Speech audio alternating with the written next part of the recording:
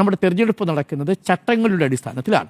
ആ ചട്ടപ്രകാരം ഒരു വാർഡിൽ നിങ്ങൾക്ക് വോട്ട് രേഖപ്പെടുത്തണമെങ്കിൽ ആ വാർഡിൽ ചുരുങ്ങിയ പക്ഷം നിങ്ങൾ 6 മാസം സ്ഥിരതാമസം ഉണ്ടായിരിക്കണം. അപ്പോൾ നിങ്ങൾ 6 മാസം ആ വാർഡിൽ താമസിക്കുന്നില്ല എന്നൊരാൾ ക്ലെയിം ചെയ്താൽ നിങ്ങൾക്ക് രേഖാമൂലം വേണമെങ്കിൽ അതിനോട് കൗണ്ടർ ചെയ്യാൻ സാധിക്കും. നിങ്ങൾക്കൊരു നോട്ടീസ് വരും. ഉദാഹരണത്തിന്, ഞാൻ എൻ്റെ വാർഡിൽ 6 മാസമായിട്ടില്ലെങ്കിൽ എൻ്റെ പേര് ആ സ്ഥലത്ത് നിന്ന് നീക്കം ചെയ്യാൻ കഴിയും. അത് മറ്റൊരാൾ അപേക്ഷ കൊടുക്കുന്നു. നീക്കം ചെയ്യാൻ വേണ്ടി എൻ്റെ എതിർകക്ഷിയിലുള്ളയാൾ അപേക്ഷ കൊടുത്താൽ ഇലക്ടറൽ രജിസ്ട്രേഷൻ ഓഫീസർ ERO അത് വെട്ടിമാറ്റുകയല്ല ചെയ്യുക. ആ സമയം നമുക്കൊരു നോട്ടീസ് തരും. ആ നോട്ടീസ് ഞാൻ കൈപ്പറ്റിയതിന് ശേഷം ഞാനൊരു മറുപടി കൊടുക്കണം. എൻ്റെ പേര് എന്തുകൊണ്ട് വെട്ടിമാറ്റാൻ പാടില്ല, ഞാൻ അവിടെ സ്ഥിരതാമസമല്ല, ഞാൻ താൽക്കാലികമായ ഒരു വിസിറ്റിന് പോയതാണ് എന്ന് മറ്റുള്ള എന്തെങ്കിലും കൊടുക്കാം. എൻ്റെ രേഖ എനിക്ക് അവിടെ കൊടുക്കാം.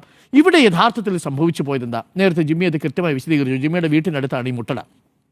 ഇപ്പോൾ വൈഷ്ണ സുരേഷ് താമസിക്കുന്നത് മുട്ടടയിലല്ല, അത് വാസ്തവമാണ്. വൈഷ്ണ സുരേഷ് തന്നെ അത് സമ്മതിക്കുന്നുണ്ട്. അത് അമ്പലമുക്കിലാണ് ഈ കുട്ടി ഇപ്പോൾ താമസിക്കുന്നത്. അമ്പലമുക്കിൽ ഈ കുട്ടി താമസിക്കുന്ന വാർഡിൽ ഈ കുട്ടി വോട്ടിന് അർഹയാണ്. പക്ഷേ പ്രശ്നം ഇവിടെ ഒരു ജാഗ്രത കുറവ് സംഭവിച്ചു പോയിട്ടുണ്ട്. എന്താ ജാഗ്രത കുറവ് സംഭവിച്ചത്? തിരഞ്ഞെടുപ്പിൽ വോട്ട് ചെയ്തു. ഏത് തെരഞ്ഞെടുപ്പിൽ വോട്ട് ചെയ്തു? ലോക്സഭാ തെരഞ്ഞെടുപ്പിലും നിയമസഭാ തെരഞ്ഞെടുപ്പിലും വോട്ട് ചെയ്തു.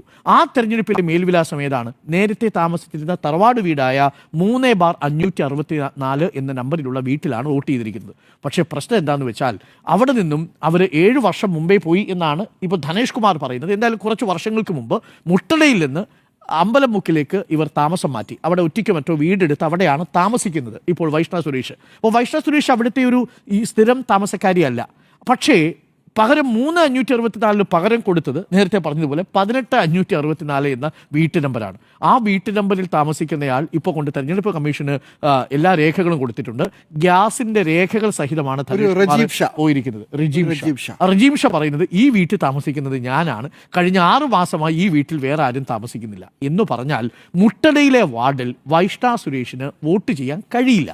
അവിടെ വൈഷ്ണ സുരേഷിനെ ചേർക്കാനുള്ള ഒരു തെളിവ് ഇപ്പോൾ കൊടുക്കാൻ പറ്റുന്നില്ല. അപ്പോൾ അവർ വൈഷ്ണ സുരേഷ് പറയുന്നത്, എൻ്റെ പാസ്പോർട്ട് അവിടെയായിരുന്നു, ആയിരിക്കാം ആ സമയത്ത് ഒരു 2 വർഷം മുമ്പ് താൽക്കാലികമായി നിങ്ങൾ ഒരു 6 മാസം അല്ലെങ്കിൽ കുറച്ച് ദിവസം ഒരു സ്ഥലത്ത് താമസിച്ചാൽ താൽക്കാലികമായി മേൽവിലാസം നിങ്ങൾക്ക് കൊടുക്കാം. നിങ്ങൾക്ക് അവിടെ ഒരു വാടക ചീട്ട് കൊടുത്താൽ മതി. പാസ്പോർട്ട് ഓഫീസിൽ നിങ്ങൾക്ക് അതിനുള്ള അഡ്രസ്സ് മാറ്റാനുള്ള അവസരം കിട്ടും. അപ്പോൾ അതുകൊണ്ട് വൈഷ്ണ സുരേഷ് പറയുന്നതനുസരിച്ച് മുട്ടടയിൽ വൈഷ്ണ സുരേഷ് സ്ഥിരതാമസക്കാരിയല്ല. ആ കൊടുത്തിരിക്കുന്ന രേഖ പ്രകാരവും വൈഷ്ണ സുരേഷിന് അവിടെ പെർമനന്റ് റെസിഡന്റ് ആണെന്ന് സ്ഥാപിക്കാൻ കഴിയില്ല. കാര്യം തിരിച്ച് ഈ മേൽവിലാസത്തിൽ മറ്റൊരാൾ ഒരു പരാതി കൊടുത്തിട്ടുണ്ട്, രേഖ കൊടുത്തിട്ടുണ്ട്. എല്ലാവർക്കും ബാധകമാവുന്ന നിയമമേ വൈഷ്ണ സുരേഷിനും ബാധകമാവൂ. നിലവിൽ നമ്മുടെ തെരഞ്ഞെടുപ്പ് നടക്കുന്നത് ചട്ടങ്ങളുടെ അടിസ്ഥാനത്തിലാണ്.